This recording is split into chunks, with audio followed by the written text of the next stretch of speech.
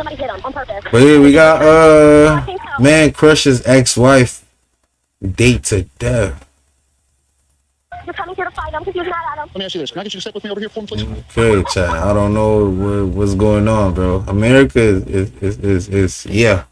I don't know what's going on, bro. Yeah, what's the word, bro? David, come on. Wake up, David. David. We're open this off because this is going to be a crime scene. All right. Eu só acho que curti bem. Bro, disseste a mesma cena dos outros dois e nem curti, mano. Se for preciso até o Jay. Nah, tô brincando.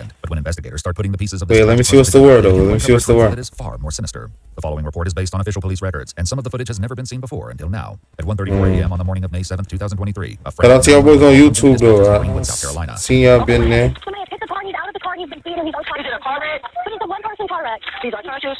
Yes, it's really bad. He needs immediate assistance. Okay. Is he breathing? I don't know. I can't tell. Damn, the car looks crazy, though, chat. Sheesh. Insurance. Where's he bleeding from? That's a headache. You know why? What else? I'm gonna put my flash though on though. I do need a ring light, but I'm gonna put LEDs in the back though, no back. Okay. Are you able to That's what I needed to get, but I forgot though. Gotta see if there's a Best Buy or something close here. And just get that real quick though. We've got EMS and law enforcement coming, okay? Okay, listen to me. Can you tell if he's breathing? Is his chest moving up and down? It doesn't seem like it. Can I touch his chest? Okay. Okay, listen. Do you feel any warm air coming from his nose or his mouth? No. You don't feel any warm air? Actually, maybe. I can't really tell. I'm sorry. I'm scared to touch him. Okay, I understand. What is your name? I feel. The dispatcher works to help the caller, a teenager named Damn, hold on, Okay, chat. I understand. What is your name? Warm air? Actually, maybe. I can't really tell. I'm sorry. I'm scared to touch him. Okay, I understand. What is your name? I feel. The dispatcher works to help the caller, a teenager named Megan, provide as much assistance as possible until first responders arrive. Okay, listen to me. Can you tell if he's still breathing? Can you try to talk to him, see if you can wake him up? So I can touch him? Is that okay? Okay, yes, ma'am. Try to call him and see if he'll respond to you. David, come on. Wake up, David. Come on, David. Wake up. Can you tell if he's breathing? I think he's breathing, yes. You think he's breathing? Okay. Is he moving around at all when you call him? Okay, what's his name? His name's David McClendon. This is only the first of many personal details that will emerge on this horrific night. But as police and EMTs descend on the scene, the first order of business is to save Davis McClendon's life. Okay, thank you. Oh, my God. Oh, they're giving him CPR. Oh, my God. He's still on the line. He might not be breathing. Come on, David. It's hard to tell anything. Say, I ain't gonna lie, she's a kid though, so if anybody like tweaking, like y'all gotta remember she's a kid. As the first deputies arrive on the scene, it becomes quickly clear that the 911 caller's use of the phrase "one-person car wreck." Hold on, though. I'm gonna put the It's true flash that though only Davis on. McClendon is here at the scene, but a deputy knows Cause I ain't gonna lie, consistent with being struck by a vehicle. I think this is the last video, so we Some distance chilling. away, and the vehicle that seemingly hit both Davis and his car spilled oil all over the road. In fact, the oil isn't just splattered here at the scene; it leaves a trail heading away from the Hunters Creek subdivision. Two Greenwood deputies decide to follow that trail, and from what Megan and her friends have said, they have a pretty good idea where it will lead them. Myself and 316 are going to head over there, see if the vehicle's there. The house that he's supposed to be at with the kids is... Consumem pistola aqui quando tiver já fumar. It's not going to go there. Tranquilo, bro. Negative. We're going to go see if we can find a vehicle there. Depois Open DG. this off because this is going to be a crime scene. All right. Although the 911 caller didn't see the incident, she definitely has strong suspicions about what happened before she arrived. Who assaulted him? But we think it's for accident. He's just coming here to fight him because he was mad at him. And then we came to check up on him, and then he found him like this. Okay, so the person that assaulted him, you said his name Bud Ackerman? Yes. Does he live in the street? No, he lives in the street. He's in the outside separated, and he had him moving on his table, and like right outside of Hunter Street. It's like 2 minutes away. It's like Old Abbeville Highway. Okay, did he assault him? Did he have a weapon, or do you know? Did anybody see him assault him? Did anybody see it happen? No, I don't think so. We got here. Nobody was here. We just thought we were going to leave until I saw his body a couple feet away on the side of the church. Megan, who is still at the scene, is not alone. She's with a woman named Meredith Haney, who is Bud Ackerman's estranged wife. Megan is in fact a frequent babysitter for their children, the three of whom are staying with Bud for the weekend, Meredith tells police. And as the deputies make contact with Bud at his parents' residence, those kids and their safety are their first priority.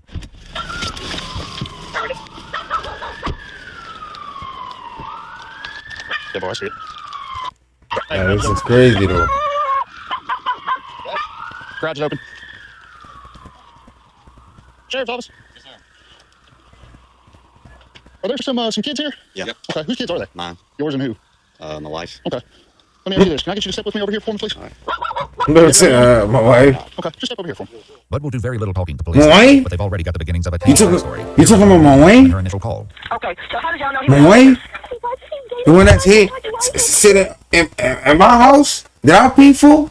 Nah, bitch ass daddy, nigga.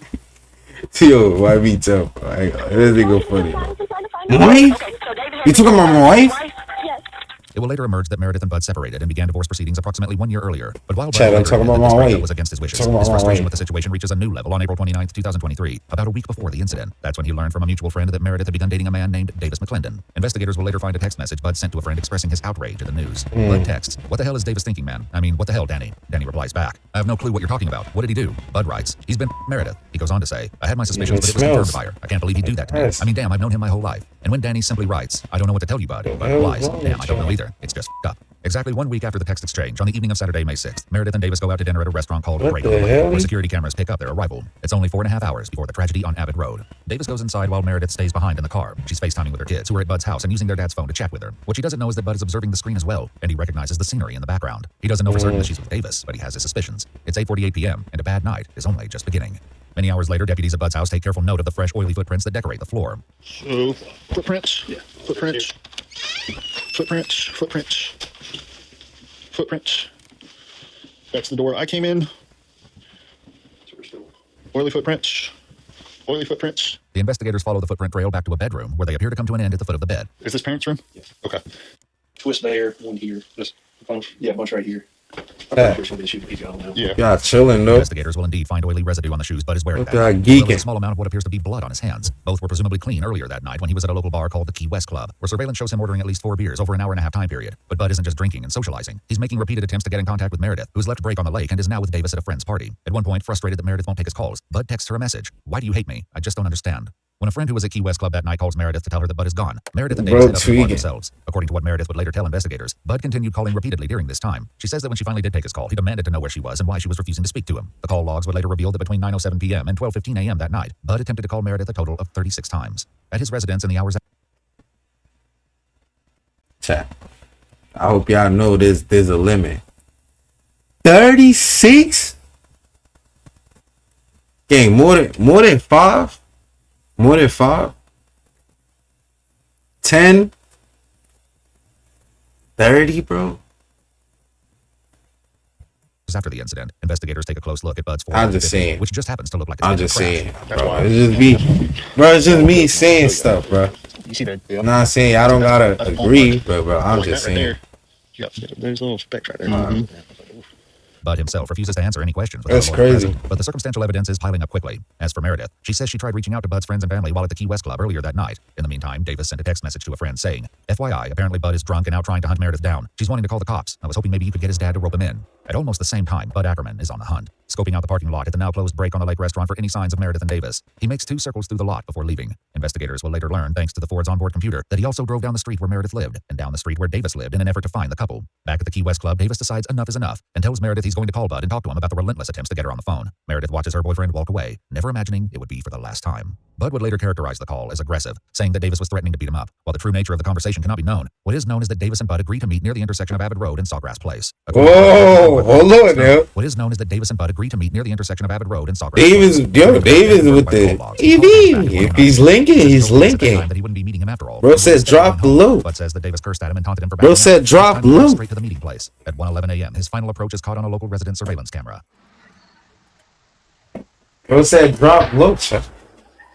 The camera only captures the sound of the impact, but another resident's camera records the moment of impact itself. The first camera not only captures the sound of the incident, but also Bud yelling something in the seconds following the impact. At 1:13 a.m., Bud's truck can be seen leaving the I area. think he said, He "Shut later the say that the fuck." collision was an accident caused by Davis standing in the middle of the road. Bud says that he only saw Davis at the last second, at which point he jerked the steering wheel as hard as he could to avoid Davis and smash into his car instead. The onboard computer system shows that he did not hit the brakes and was traveling at 25 miles per hour in his Ford F-250. Davis would die that night at Self Regional Medical Center at the age of 46. At 6:30 in the morning on May 7th, roughly 5 hours after the incident, Bud Ackerman is arrested and transported Jay died? center at the age of 46. Whoa.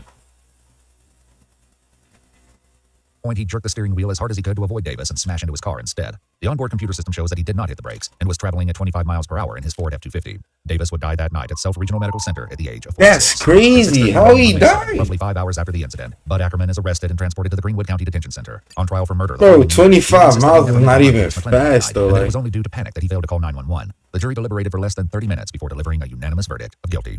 In October 2024, 42-year-old William Bud Ackerman was sentenced to 45 years in prison for murder. He's housed at the Tiger River Correctional Institution in Spartanburg County, South Carolina. Chat. 25 miles. I ain't gonna lie, it's not even that fast, bro. 25 miles? How he died, bro? Like, that's crazy, bro. I ain't gonna lie, that's crazy. Let me know what y'all think, though, but that's crazy, bro.